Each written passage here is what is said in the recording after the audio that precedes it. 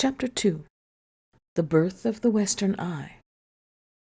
Mythology begins with cosmogony, the creation of the world. Somehow, out of the chaos of matter, comes order, the plenum, a soupy fullness, divides itself into objects and beings. Cosmogonies vary among societies. Earth cult admits the priority and primacy of nature. For Judeo-Christianity, a sky cult, God creates nature, rather than vice versa. His consciousness precedes and engulfs all. Hebrew cosmogony, in the polemical poetry of Genesis, is lofty in its claims. Creation is rational and systematic. The evolution of forms proceeds majestically, without carnage or cataclysm. God presides with workmanlike detachment. The cosmos is something constructed, a framed dwelling for man. God is a spirit, a presence. He has no name and no body. He is beyond sex and against sex, which belongs to the lower realm. Yet God is distinctly He, a father, and not a mother. Femaleness is subordinate, an afterthought. Eve is merely a sliver pulled from Adam's belly. Maleness is magic, the potent principle of universal creativity. The book of Genesis is a male declaration of independence from the ancient mother cults. Its challenge to nature, so sexist to modern ears, marks one of the crucial moments in Western history. Mind can never be free of matter, yet only by mind imagining itself free can culture advance. The mother cults, by reconciling man to nature, entrapped him in matter. Everything great in Western civilization has come from struggling against our origins. Genesis is rigid and unjust, but it gave man hope as a man. It remade the world by male dynasty, cancelling the power of mothers. Jehovah exists somewhere outside his creation, beyond space and time. Most ancient cosmogonies begin with the primeval being who embraces all opposites and contains everything that is or can be. Why should any eternal, self-sufficient God add to what already is? Whether out of loneliness or a craving for drama, primeval deities set off the motion machine and add to their own troubles. My favorite such god is Egyptian Khepera, who gives birth to the second stage of existence by an act of masturbation. I had union with my hand, and I embraced my shadow in a love embrace. I poured seed into my own mouth, and sent forth from myself issue in the form of the gods Shu and Tefnut. Logically, primeval hierarchs must dig into themselves to continue the story of creation. Jehovah, as much as Khepera, multiplies by self-compounding. Virtually all cosmogonies but ours are overtly sexual.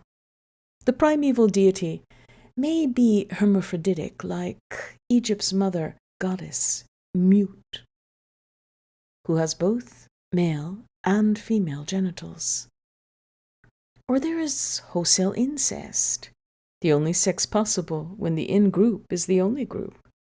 Developed mythologies ignore the incest or edit it out, as Genesis does, in discreetly passing over the question of whom Cain and Abel must marry to get on with history. Similarly, Greek myth stresses Hera as Zeus's wife, but makes little of the fact that she is also his sister.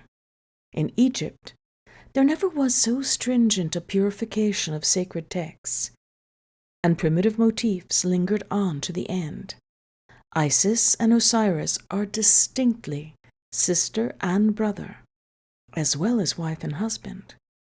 Egyptian gods are tangled in archaic family romance. The mother goddess Hathor, for example, is eerily called the mother of her father and the daughter of her son. As in Romanticism, identity is regressive and super-condensed. The sexual irregularities of fertility gods are intrinsic to the dark, disorderly mystery of sexual growth. Judaism, though ascribing artfulness to God, is inhospitable to art in man. Earth cult's lurid sexual symbolism contains a psychic truth. There is a sexual element in all creation, in nature or art. Khepera eating his own seed is a model of romantic creativity, where the self is isolated and sexually dual. Khepera bent over himself is an Ouroboros, the serpent eating its own tail, a magic cycle of regeneration and rebirth. The Ouroboros is the prehistoric track of natural cycle, from which Judaism and Hellenism make a conceptual break. Later in this book, I will argue that Romanticism restores the archaic Western past, divining lost or suppressed pagan myths. Incest, erotic solipsism is everywhere in Romantic poetry. Masturbation, subliminal in Coleridge and Poe, boldly emerges in later Romantics like Walt Whitman, Aubrey Beardsley, and Jean Genet. Libidinous, solitary dreamers. Khepera is the androgyne, as demiurge. The supreme symbol of fertility religion is the Great Mother, a figure of double-sexed primal power. Many mother goddesses of the Mediterranean world were indiscriminately fused in the syncretism of the Roman Empire. They include Egyptian Isis, Cretan and Mycenaean Gaia and Rhea, Cyprian Aphrodite, Phrygian Cybele, Ephesian Artemis, Syrian Dea, Persian Anaitis, Babylonian Ishtar, Phoenician Astarte, Canaanite Atagatis, Cappadocian Ma, and Thracian Bendis and Kotito. The Great Mother embodied the gigantism and unknowability of primeval nature. She descended from the period before agriculture, when nature seemed autocratic and capricious. Woman and nature were in mysterious harmony. Early man saw no necessary connection between coitus and conception, since sexual relations often preceded menstruation. Even today, pregnancy is unpredictable and takes months to show. Woman's fertility, following its own laws, inspired awe and fear. Though woman was at the center of early symbolism, real women were powerless. A fantasy dogging feminist writing is that there was once a peaceable matriarchy, overthrown by warmongering men, founders of patriarchal society. The idea began with Bachofen in the 19th century and was adopted by Jane Harrison, that great scholar's one error. Not a shred of evidence supports the existence of matriarchy anywhere in the world, at any time. Matriarchy, political rule by women, must not be confused with matrilineage, passive transmission of property or authority through the female side. The matriarchy hypothesis, revived by American feminism, continues to flourish outside the university. Primitive life, far from peaceable, was submerged in the turbulence of nature. Man's superior strength provided protection to women. particularly in the incapacitating final stages of pregnancy. The polarization of sex roles probably occurred rather early. Men roamed and hunted, while women, in their gathering forays, ventured no farther from the campsite than they could carry their nursing infants. There was simple logic in this, not injustice. The link between father and child was a late development. Margaret Mead remarks, "Human fatherhood is a social invention." James Joyce says, "Paternity may be a legal fiction." Society had advanced when the male contribution to conception was acknowledged. Both sexes had profited from the consolidation and stability of the family. The myth of matriarchy may have originated in our universal experience of mother power in infancy. We are all born from a female colossus. Eric Newman calls the first stage of psychic development matriarchal. Therefore, every person's passage from nursery to society is an overthrow of matriarchy. As history, the idea of matriarchy is spurious, but as metaphor, it is poetically resonant. It is crucial for the interpretation of dreams and art, in which the mother remains dominant. Matriarchy hovers behind artworks like the Venus de Milo, Mona Lisa, and Whistler's Mother, which popular imagination has made culturally archetypal. We will examine the way Romanticism, as part of its archaizing movement, restores the mother to matriarchal power, notably in Goethe, Wordsworth, and Swinburne. The autonomy of the ancient mother goddesses was sometimes called virginity. A virgin fertility seems contradictory, but it survives in the Christian virgin birth. Hera and Aphrodite annually renewed their virginity by bathing in a sacred spring. The same duality appears in Artemis, who is honored both as a virgin huntress and patron of childbirth. The Great Mother is a virgin insofar as she is independent of men. She is a sexual dictator, symbolically impenetrable. Males are non-persons. Newman elsewhere speaks of the anonymous power of the fertilizing agent. Thus, Joyce's sensual Great Mother, Molly Bloom, sleepily mulls over all the men in her life as he, implying their casual interchangeability. The Great Mother did not even need a male to fertilize her. The Egyptian goddess Net gives birth to Ra by parthenogenesis or self-fecundation. The mother goddess gives life but takes it away. Lucretius says the universal mother is also the common grave. She is morally ambivalent, violent as well as benevolent. The sanitized pacifist goddess promoted by feminism is wishful thinking. From prehistory to the end of the Roman Empire, the Great Mother never lost her barbarism. She is the ever-changing face of Chthonian nature, now savage, now smiling. The medieval Madonna, a direct descendant of Isis, is a Great Mother with her Chthonian terror removed. She has lost her roots in nature, because it is pagan nature that Christianity rose to oppose. The masculine side of the Great Mother is often expressed in serpents, wound about her arms or body. Mary trampling the serpent underfoot. The serpent inhabits the womb-like underworld of Mother Earth. It is both male and female, piercing and strangling. Apuleius calls the Syrian goddess omnipotens et omniparens, all-potent and all-producing. Energy and abundance on so vast a scale can be crushing and cold. The fluid serpent will never be converted to friend.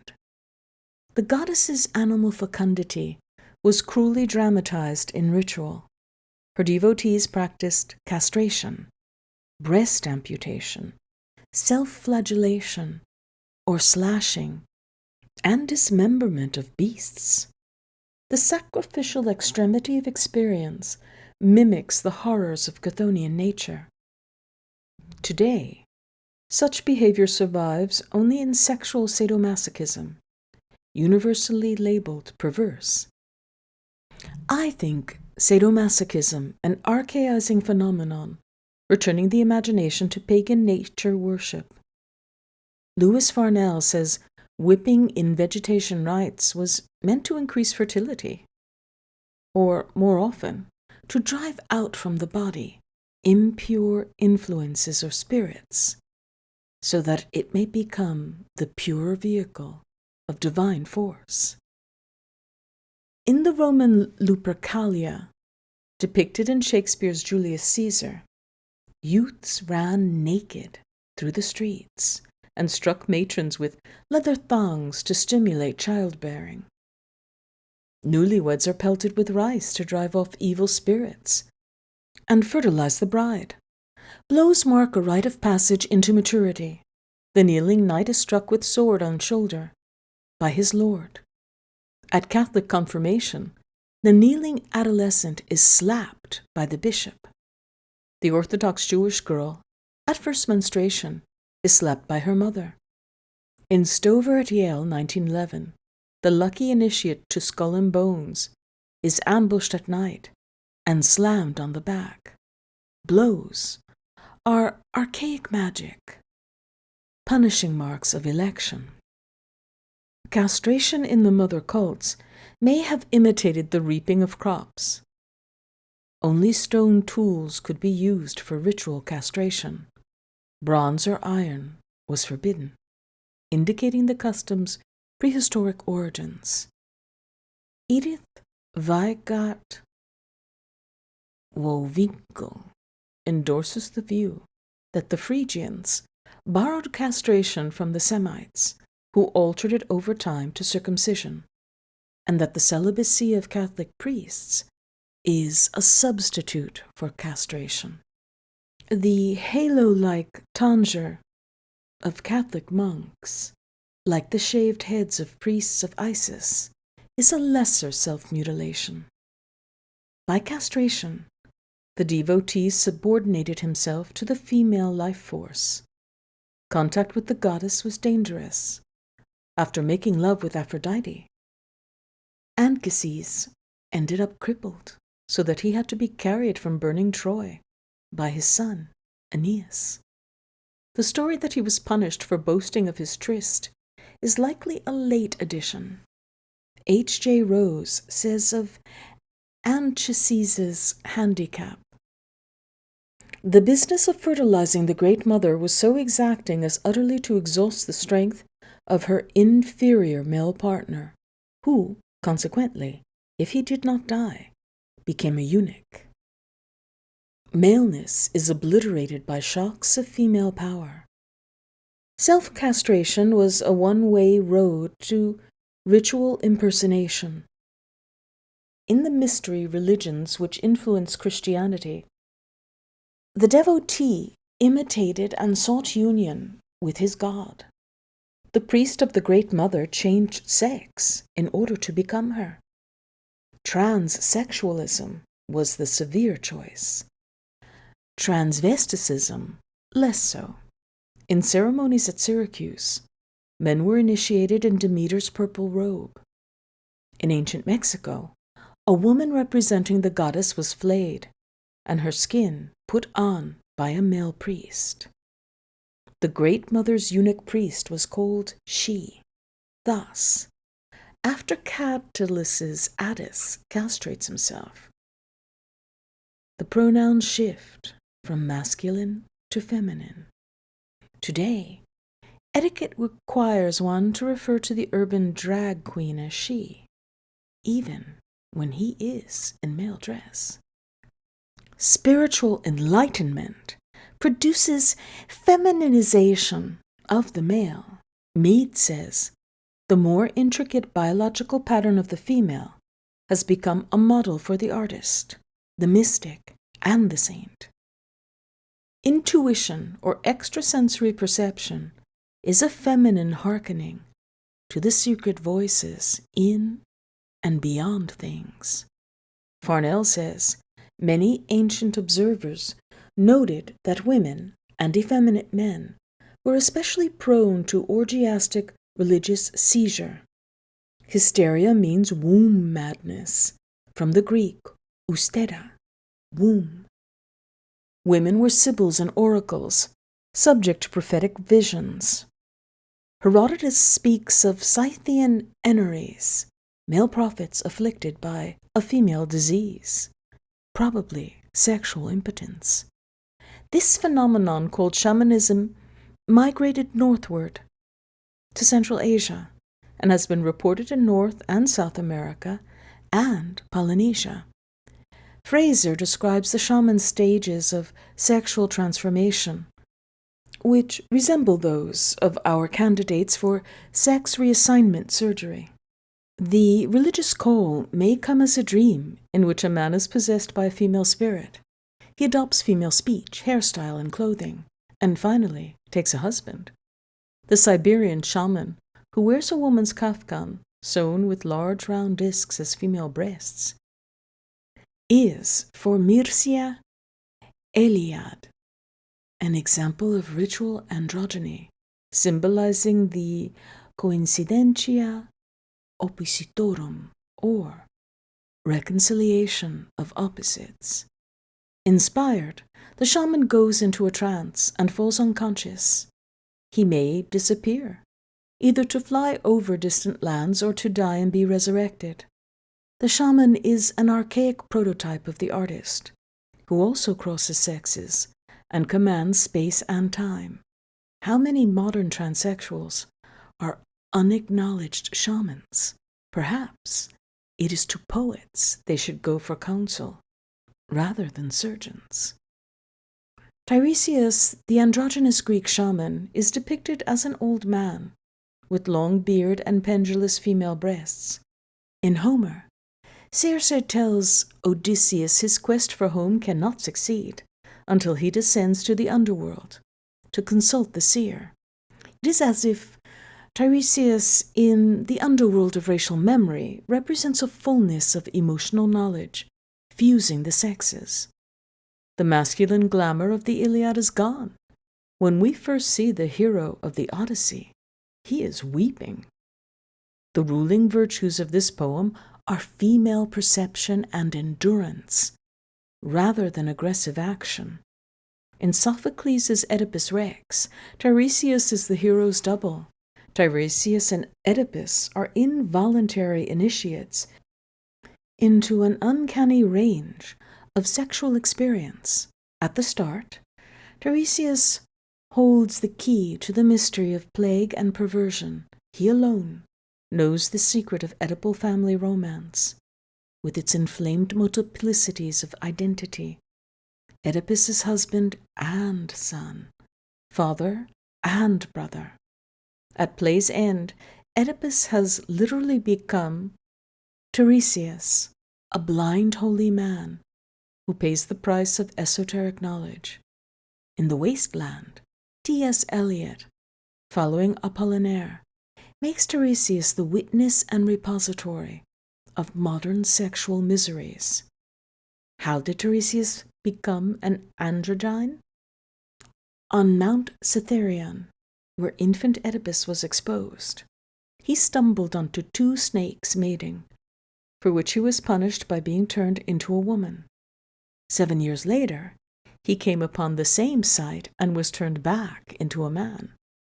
The tale confirms the terrible consequences of seeing something forbidden to mortals. Thus, Actaeon was torn to pieces by his hunting dogs for finding Artemis at her bath. Callimachus claims Tiresias was blinded for accidentally seeing Athena bathing. Hesiod says this same Tiresias was chosen by Zeus and Hera to decide the question whether the male or the female has most pleasure in intercourse. And he said, "Of 10 parts, a man enjoys one only." But a woman's sense enjoys all 10 in full. For this Hera was angry and blinded him, but Zeus gave him the seer's power. The oldest part of Tiresias' story is the meeting with mating snakes, a Chthonian motif.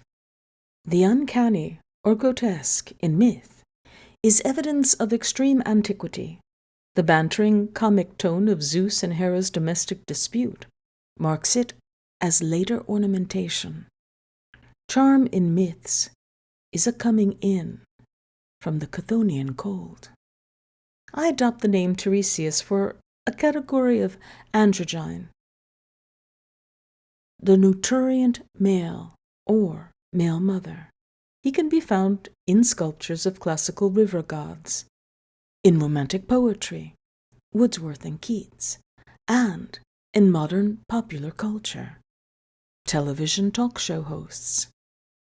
I make one more model from Greek prophetic transsexualism, the Delphic oracle. Delphi, holiest spot of the ancient Mediterranean, was once dedicated to female deities, as the priestess recalls at the opening of Aeschylus's Eumenides. W. F. Jackson Knight asserts that Delphi means the female generative organ. The delta has been found to symbolize the female pubes in societies as far as the Brazilian jungle. The Delphic oracle was called the Pythia, or Pythoness, after the giant serpent Pytho, slain by invading Apollo. Legend claims the oracle was maddened by fumes rising from a chasm above the decaying Chthonian serpent, but no chasm has been found at Delphi. The oracle was Apollo's high priestess and spoke for him. Pilgrims, royal and lowly, arrived at Delphi with questions and left with cryptic replies. It was after descending from Delphi that Oedipus collided with his father at the crossroads, a spot in the Greek pasture land still unchanged. After 3,000 years of ghostly legend, the prophesying oracle was the instrument of the god of poetry, a lyre upon which he played. E.R. Dodds states, the Pythia became entheos, plena deo. The god entered into her and used her vocal organs as if they were his own, exactly as the so-called control does in modern spirit mediumship. That is why Apollo's Delphic utterances are always couched in the first person, never in the third.